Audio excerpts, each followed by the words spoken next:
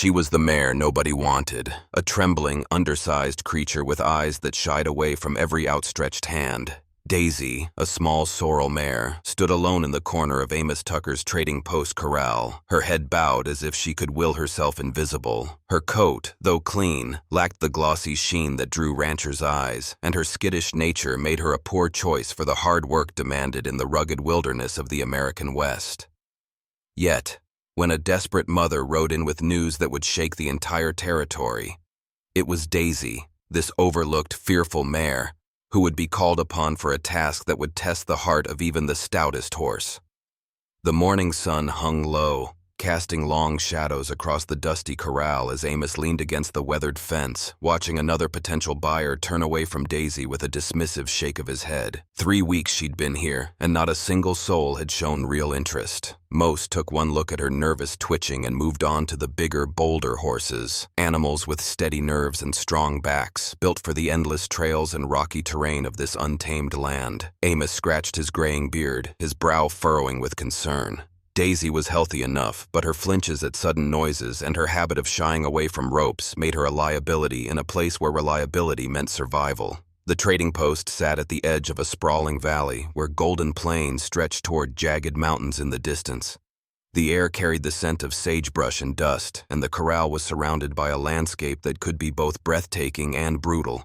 Wide open spaces giving way to treacherous canyons and ravines that could swallow a man or beast whole. Amos had seen plenty of horses come and go in his 30 years running the post, but Daisy was different. She wasn't just small, she seemed to carry a weight of fear that no amount of gentle handling could shake. He'd tried talking to her in low, soothing tones, offering her extra grain, but nothing seemed to ease the tension in her slight frame. "You're a puzzle, girl," he muttered, watching her press herself against the fence as a hawk's shadow passed overhead. Across the yard, Hank Wilson, the local blacksmith, was hammering out a horseshoe, his broad shoulders moving with practiced ease. Hank was a good man, always ready with a story or a laugh, but he had no patience for Daisy. "That mare's no use, Amos," he called out, wiping sweat from his brow. "Too jumpy for ranch work, too small for long trails. You're wasting feed keeping her around." Amos didn't argue. He knew Hank was right by most measures. Ranchers in these parts needed horses that could handle cattle drives or navigate the rocky paths to distant homesteads. But something about Daisy kept him from giving up on her. Maybe it was the way her dark eyes, wide with worry, seemed to hold a spark of something deeper, something untested. Martha Grayson, a widow in her late 70s who lived a mile down the trail, approached the corral with a basket of cornbread wrapped in a checkered cloth. She was a fixture at the trading post, always bringing baked goods for Amos and the hands who passed through. Her silver hair was pulled back in a neat bun, and her eyes, sharp despite her age, landed on Daisy with a knowing look. "Don't listen to Hank, Amos," she said, setting the basket on a barrel. "That mare's got heart, I can see it. She just needs a chance to show it." Amos chuckled, shaking his head. Martha had a way of seeing good in everything, from a lame horse to a frostbitten crop. "Heart don't pay the bills, Martha," he replied, but her words lingered, stirring something in him he couldn't quite name. The morning wore on, with the usual rhythm of the trading post, riders coming and going, bartering for supplies, and the occasional buyer inspecting the horses. Amos was tending to a sturdy gelding named Buck when the sound of galloping hooves broke the quiet. He looked up to see a rider tearing down the trail, dust billowing behind them. As the figure drew closer, he recognized Ellen Harper, her face pale and her eyes wild with panic. Ellen was married to Caleb Harper, whose ranch lay 15 miles south, a good 3-hour ride on a fast horse. She never rode alone, and certainly not with such reckless urgency. Amos's stomach tightened as she pulled her lathered horse to a stop, dismounting before the animal had fully settled. "Amos!" Ellen's voice cracked as she grabbed his arm, her hands trembling. "It's Lily! She's gone! My little girl's missing!" Her words hit like a punch, and Amos felt the air grow heavy around them. Lily was Ellen and Caleb's 8-year-old daughter, a bright-eyed child known for her love of exploring the creeks and meadows near their homestead. "She was playin' by the creek this mornin' while I was hangin' laundry," Ellen continued, tears streaking her dust-covered cheeks. "I turned my back for just a moment, and when I looked again, she was gone. We've searched the whole homestead, every barn, every field, but there's no sign of her." Amos's mind raced. The territory around these parts was vast and unforgiving, stretching for miles in every direction with terrain that could confound even seasoned trackers. Ravines cut through the land like scars, their rocky edges hiding drop-offs that could break a leg or worse. The canyons to the east were particularly treacherous, a maze of narrow passages and loose shale where a child could easily lose their way. "How long's she been gone?" Amos asked, his voice steady despite the dread pooling in his chest. "Since just after breakfast," Ellen replied, her voice barely above a whisper. "Caleb's rounding up neighbors for a search party, but we need horses. Everyone we can get. The land's too big to cover on foot, and if she's wandered toward the canyons—" She trailed off, her eyes darting toward the horizon where dark clouds were beginning to gather. Amos nodded, already calculating the daylight left. It was mid-morning, maybe 10 o'clock, which gave them a few hours before the afternoon light started to fade. If Lily had wandered into the canyon country, time was not on their side. Hank had stopped his hammering and joined them, his face grim as he overheard Ellen's plea. Martha too stepped closer, her hands clasped tightly as if in silent prayer. In the corral, Daisy had lifted her head, her ears pricked forward as if she sensed the shift in the air. For the first time since arriving at the trading post, she wasn't fidgeting or shying away. Her dark eyes locked on Ellen, and Amos noticed the mare's usual nervous energy had given way to a strange stillness, as if she understood the weight of the moment.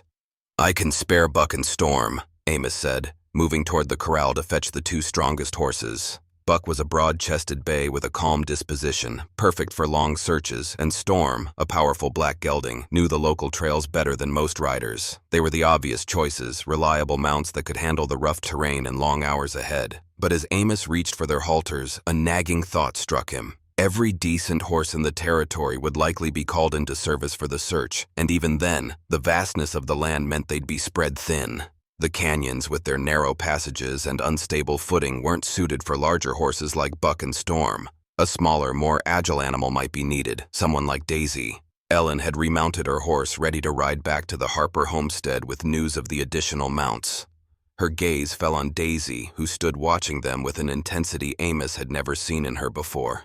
"What about that one?" Ellen asked, pointing to the small mare. Amos hesitated, his practical side warring with the urgency of the situation. Daisy was untested, prone to panic at the slightest provocation. Taking her on a search like this felt like a gamble, one that could waste precious time or worse. But Martha, standing nearby, gave him a pointed look.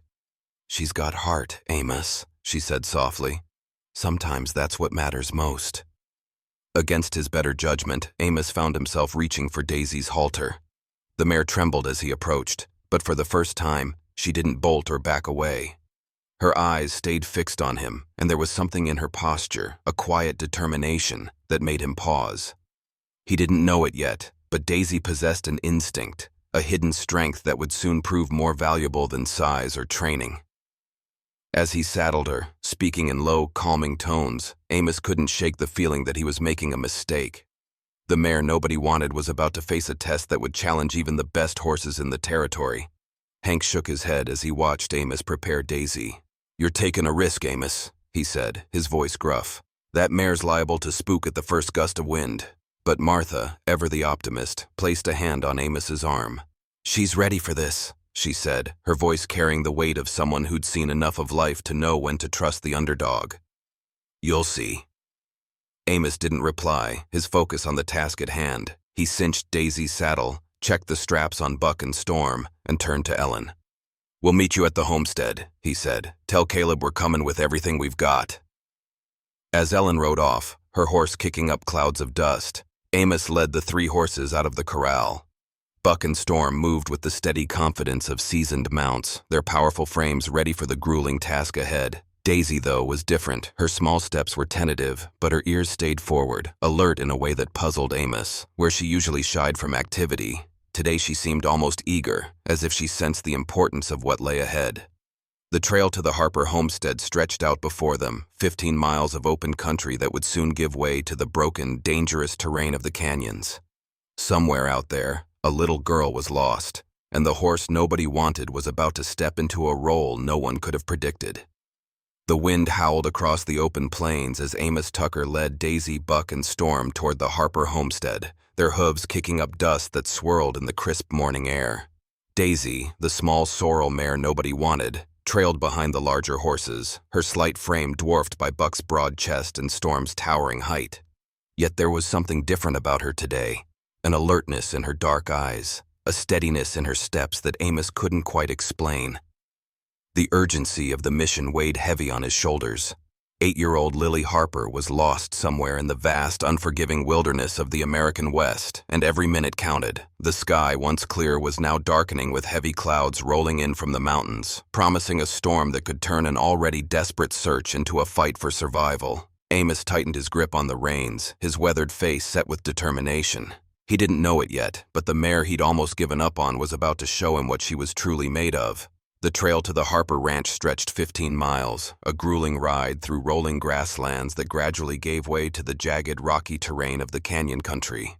Buck and Storm moved with the confidence of horses born for this land, their powerful strides eating up the distance. Daisy, though, was a question mark. Her small size made her nimble, but her nervous disposition had always been her downfall. Amos glanced back at her, noting how her ears flicked toward every sound, the rustle of sagebrush, the distant cry of a hawk. "Stay with me, girl," he muttered, half expecting her to spook at the next gust of wind. But Daisy kept pace, her head high, as if drawn by some unseen force. By the time they reached the Harper homestead, the air had grown colder, and the first flakes of snow were drifting down. A rare early storm that could blanket the territory in white and make tracking Lily nearly impossible. The ranch was a hive of activity, with neighbors gathered in clusters, their faces etched with worry. Caleb Harper, Lily's father, stood at the center, barking orders to organize the search parties. His weathered features were tight with fear, but he moved with the grim efficiency of a man who'd faced hardship before. Ellen, Lily's mother, stood nearby, clutching a shawl around her shoulders as she scanned the horizon for any sign of her daughter. Amos tethered Buck and Storm to a post, but Daisy stayed close, her eyes fixed on the chaotic scene as if she understood the stakes. Caleb approached as Amos dismounted, his voice hoarse. "Thanks for coming, Amos. We've got teams heading out in every direction, but the land's too big. Lily's never wandered this far before. She knows to stay close. Something must have caught her eye, maybe a critter or a flower." He shook his head, guilt and fear warring in his expression. "If she's in the canyons, we're racing against time." Amos nodded, his gaze drifting to the east, where the terrain grew treacherous, a maze of narrow ravines, steep cliffs, and loose rock that could trip up even the surest-footed horse. "I brought Buck and Storm," he said, gesturing to the two powerful mounts. "And Daisy." Caleb's brow furrowed as he glanced at the small mare. "That little thing? She don't look like much for a search." Amos didn't argue. He wasn't sure himself why he'd brought her. Martha Grayson, the widow who'd encouraged Amos to give Daisy a chance, had followed the search party on her old mule, her face set with quiet determination. She caught Amos's eye and gave him a nod, as if to say she still believed in the mare. Another figure joined them, Jed Ramsey, a grizzled farmer in his late 60s who'd once been a tracker for the cavalry. Jed's sharp eyes studied Daisy, and he spat a wad of tobacco into the dirt. "That mare's got a look about her," he said gruffly, "like she's smelling something we ain't. Might be worth watching." Amos wasn't sure if Jed was serious or just humoring him, but the old man's words stuck with him as they prepared to head out. The search party split up, each assigned a section of the sprawling territory. Amos was tasked with the eastern canyons, the most dangerous area due to its broken landscape and hidden drop-offs. He mounted Buck, leading Storm and Daisy behind him, and set out toward the rugged terrain. The snow was falling harder now, dusting the ground and clinging to the brim of his hat. The wind carried a bite, and Amos knew that if Lily was out there, exposed to the elements, her chances were shrinking by the minute. He glanced back at Daisy, expecting to see her trembling or lagging, but the mare kept pace, her small hooves navigating the uneven ground with surprising grace. Her ears were pricked forward, and she tugged lightly against the lead rope, as if urging him to move faster. "What's got into you, girl?" Amos muttered, half to himself. The canyons loomed ahead, their rocky walls rising like sentinels against the stormy sky. The trails narrowed, forcing Amos to dismount and lead the horses single file through passages barely wide enough for Buck's broad frame. Storm followed without hesitation, his steady temperament a comfort in the worsening conditions. Daisy, though, was the surprise. Where Amos expected her to shy away from the tight spaces and falling snow, she moved with a quiet purpose, her eyes scanning the terrain as if searching for something specific. Jed, who'd joined Amos's group with his own horse, noticed it too. "Look at that," he said, pointing at Daisy. "She's got her nose to the wind, like a hound on a scent. Ain't never seen a horse act like that." Amos frowned, unsure whether to trust the mare's behavior or chalk it up to nerves. 3 hours into the search, they'd found nothing. No footprints, no scraps of fabric, no sign that Lily had passed through the canyons. The snow was piling up now, covering the ground in a thin white blanket that made tracking nearly impossible. Amos's heart sank with each passing minute, the weight of the task pressing down on him. The other teams signaled their lack of progress with shouts that echoed faintly across the canyons. "Nothing here." "No sign." The cold seeped into Amos's bones, and he wondered if they were already too late. Lily was just a child, small and fragile, with no way to protect herself from the storm or the dangers lurking in the wilderness. Then, without warning, Daisy changed everything. The mare yanked free of the lead rope, her sudden movement catching Amos off guard. Before he could grab her, she bolted forward, her hooves clattering against the rocky ground as she disappeared around a bend in the canyon. "Damn it, Daisy!" Amos cursed, spurring Buck into a trot to chase after her. Jed followed, his weathered face creased with curiosity rather than alarm. "Let her go, Amos," he called. "She's onto something." Amos wasn't so sure, but he had no choice but to follow, his heart pounding as he rounded the bend. What he saw stopped him cold. Daisy stood stock still about 50 yards ahead, her body rigid with focus as she stared down into a narrow ravine branching off the main canyon.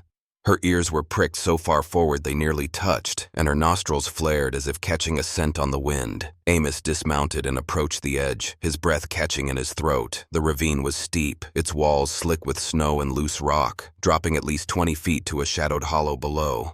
At first he saw nothing but jagged stones and stunted brush. Then, a flash of color caught his eye, a patch of red fabric stark against the gray rock. There, wedged between two boulders, was Lily, curled into a tight ball. Her dress was torn, her face pale, but her small chest rose and fell with shallow breaths. She was alive.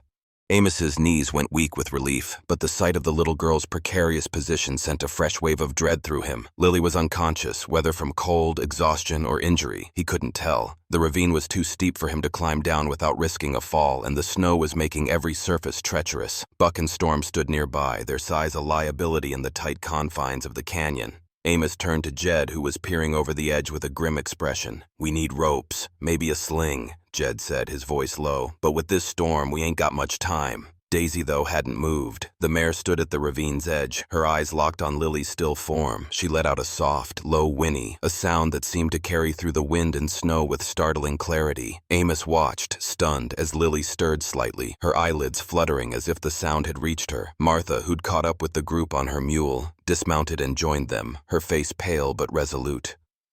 "That mare knew," she whispered, her voice thick with awe. "She knew where to go." Amos didn't respond, his mind racing. Finding Lily was a miracle, but getting her out of that ravine before the storm worsened would take another.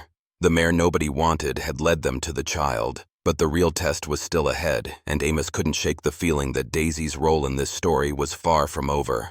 The snow fell in heavy sheets, cloaking the canyon in a white haze as Amos Tucker stood at the edge of the ravine, his heart pounding with a mix of relief and dread. Below, 8-year-old Lily Harper lay curled between two boulders, her small form barely visible through the swirling flakes. She was alive, but the steep, slippery walls of the ravine and the worsening storm made rescue seem nearly impossible. Daisy, the small sorrel mare nobody wanted, stood rigid at the precipice, her dark eyes fixed on the child with an intensity that defied her timid reputation. Amos had doubted her from the start, but now, as the wind howled and the cold seeped into his bones, he began to see that this unassuming mare might hold the key to bringing Lily home. The mare nobody wanted was about to face her greatest test, and the courage she'd hidden for so long was about to shine brighter than anyone could have imagined. Amos's breath clouded in the frigid air as he assessed the situation. The ravine was a death trap, 20 feet of near-vertical rock, slick with snow and studded with loose shale that could give way under the slightest pressure. Lily's faint movements gave him hope, but her pale face and torn dress suggested she was hurt, likely unable to climb out on her own. Buck and Storm, the sturdy horses he'd brought for the search, stood nearby, their massive frames useless in the narrow confines of the canyon. Amos turned to Jed Ramsey, the old tracker who'd joined the search, his weathered face grim as he studied the ravine. "We ain't got the gear for this, Amos," Jed said, spitting into the snow. "Need ropes, pulleys, maybe a dozen men to do it right, and this storm ain't waitin'." Martha Grayson, the widow who'd believed in Daisy from the start, stood a few feet away, her hands clasped as she murmured a quiet prayer. Her faith, unshaken even in the face of this impossible task, was a small light in the growing darkness. Daisy, though, seemed undaunted. The mare stepped closer to the ravine's edge, her hooves testing the ground with a precision that Amos hadn't thought possible. She moved as if she understood the stakes, her usual nervous fidgeting replaced by a calm, purposeful focus. Her ears swiveled, catching the faint sound of Lily stirring below, and she let out another soft whinny, a sound so gentle it seemed to cut through the storm's roar. Amos watched, his heart in his throat, as Lily's eyes fluttered open, her small face turning toward the mare above. "I'm here, sweetheart," Amos called down, keeping his voice steady to avoid scaring her. "Don't move, we're gonna get you out." But even as he spoke, his mind raced. He had no ropes, no way to climb down safely, and the snow was turning the ravine into a frozen gauntlet. Lily's voice, weak and trembling, floated up through the wind. "I'm cold. My leg hurts." The words hit Amos like a blow. If she was injured, the rescue would be even harder. He glanced at Jed, who shook his head, his expression grim. "She can't climb, and we can't get down there without risking a slide," Jed said. "We need a miracle, Amos." Martha stepped forward, her silver hair dusted with snow. "Maybe we've already got one," she said, nodding toward Daisy. "That mare found her, didn't she? Trust her now." Amos wanted to believe her, but doubt gnawed at him. Daisy was small, untested, and prone to panic, hardly the hero for a moment like this. Yet, as he watched her, he saw something new, a spark of determination in her eyes, a strength that had been overlooked by everyone, including himself. Then Daisy did something extraordinary. With a deliberate grace, she began backing toward the ravine's edge, positioning herself with such care that Amos could hardly believe what he was seeing. Her hindquarters were inches from the drop, yet she didn't falter. She glanced back at him, her dark eyes seeming to convey a message. "I can do this." Amos lunged forward, grabbing for her halter. "Daisy, no!" he shouted, fearing she'd slip and plummet into the ravine. But the mare sidestepped his grasp, her movements fluid and confident, and began descending the treacherous slope. Her hooves found ledges and outcroppings that Amos's eyes could barely discern, navigating a path that seemed impossible for any horse, let alone one so small and fearful. Jed let out a low whistle. "I'll be damned," he muttered. "She's got more grit than I gave her credit for." Daisy's descent was a marvel of precision. Each step was calculated, her slight frame weaving between jagged rocks and slick patches of snow. Amos held his breath, his hands clenched into fists as he watched her pick her way down the 20-foot drop. The storm raged around them, the wind whipping snow into their faces, but Daisy moved as if guided by an inner compass. When she reached the bottom, she paused, her head lowering toward Lily with a gentleness that seemed almost human. The little girl, now fully awake, stared up at the mare with wide eyes, a mix of fear and wonder on her face. "Easy, girl," Lily whispered, her small hand reaching out to touch Daisy's muzzle. The contact seemed to steady them both, a silent bond forming in the heart of the storm. Amos leaned over the edge, his voice tight with emotion. "Lily, can you move at all? We need to get you up here." Lily shook her head, wincing as she shifted. "My ankle. It hurts too much." The news was a gut punch. Even if Daisy could reach her, getting an injured child up the ravine would be a near impossible feat. Amos's mind raced for solutions, but every idea, climbing down himself, rigging a makeshift harness, fell apart under the reality of the storm and the lack of equipment. Martha, standing beside him, placed a hand on his arm. "She's not alone down there," she said softly. "Daisy's with her. Have faith, Amos." Her words, grounded in the quiet strength of someone who'd lived through countless hardships, gave him a flicker of hope. As if sensing the urgency, Daisy lowered herself beside Lily, folding her legs with a care that belied her usual skittishness. The mare lay down in the snow, her body pressed against the rocks where Lily was trapped, offering warmth and stability. Lily, her face pale but determined, reached for Daisy's mane, her small hands trembling as she tried to pull herself closer. "I think she wants me to get on her back," Lily called up, her voice faint but resolute. Amos's heart lurched. The idea of a small, untested mare carrying an injured child up a near-vertical ravine in a blizzard seemed like madness. Yet as he watched Daisy's steady presence, he realized there was no other way. "Be careful, sweetheart," he called down. "Hold tight and trust her." But the danger wasn't over. A low, guttural growl cut through the storm, freezing Amos's blood. He turned to see a shadow moving through the snow at the base of the ravine, a mountain lion, its sleek form barely visible but its yellow eyes glinting with predatory intent. Jed cursed under his breath, his hand instinctively going to the knife at his belt. That cat's been tracking her, he said, his voice low. Smelled the blood or the fear. The lion paced at the bottom of the ravine, its gaze fixed on Daisy and Lily, its muscles tensing as if preparing to climb. Amos's stomach churned. If the cat reached them before Daisy could get Lily out, they'd be defenseless.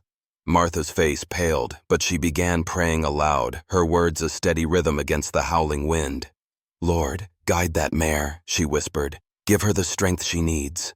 Daisy's ears flicked toward the lion's growl, her body tensing, but she didn't panic. Instead, she shifted closer to Lily, lowering herself further to make it easier for the girl to climb onto her back. Lily, her face etched with pain, gripped Daisy's mane and pulled herself up, her injured ankle dangling as she wrapped her arms around the mare's neck. The effort clearly hurt, but the child's determination matched the mare's. "I'm on!"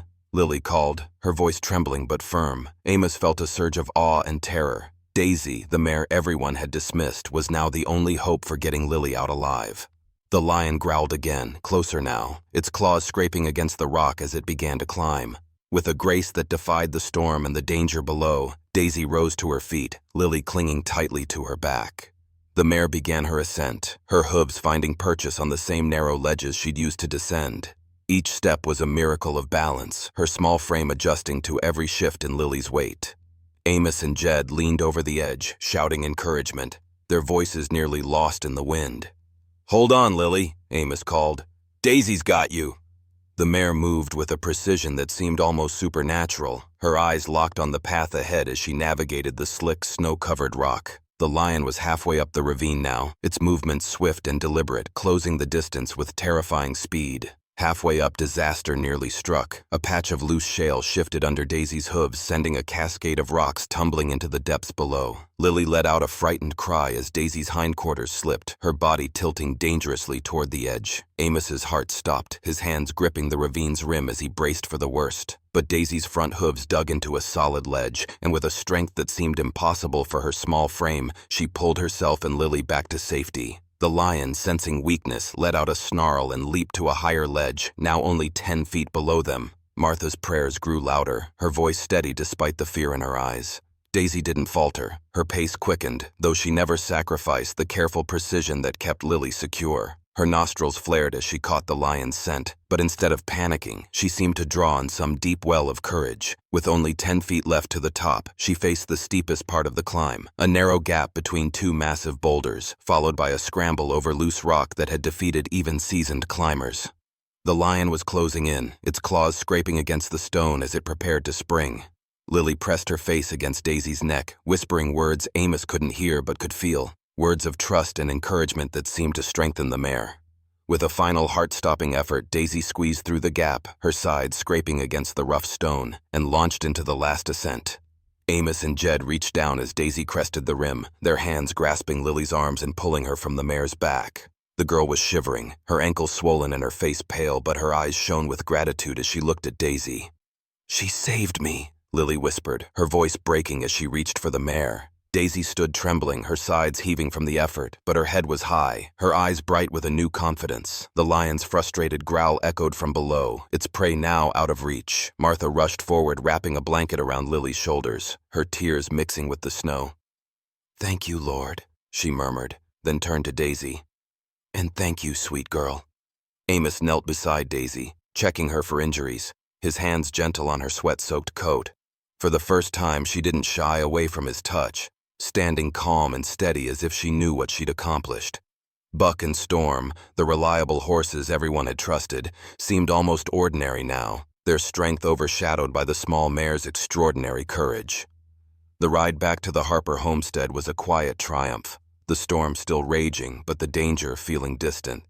Word of Lily's rescue spread quickly, and riders from other search parties began converging, their faces lighting up with relief as they saw the little girl safe in Amos's arms.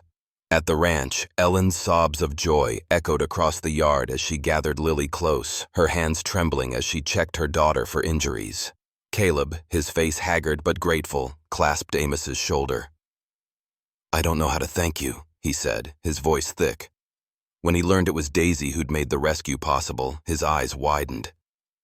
"That little mare?" he said, incredulous. "She don't look like much, but she's got a heart bigger than this whole territory." Martha, standing nearby, smiled knowingly. "Told you she had it in her," she said to Amos, her voice warm with pride. As the community gathered to celebrate, Amos noticed a change in how people looked at Daisy. Writers who'd once dismissed her now studied her with respect, their murmurs spreading the story of her bravery. Caleb approached Amos, his hat in his hands. "What'll you take for that mare?" he asked. "She's 1 in a million." Amos looked at Daisy, remembering how she'd been passed over by every buyer, labeled too small, too skittish. Now she stood as proof that courage wasn't about size or reputation, but about heart. "She ain't for sale," Amos said, his voice firm.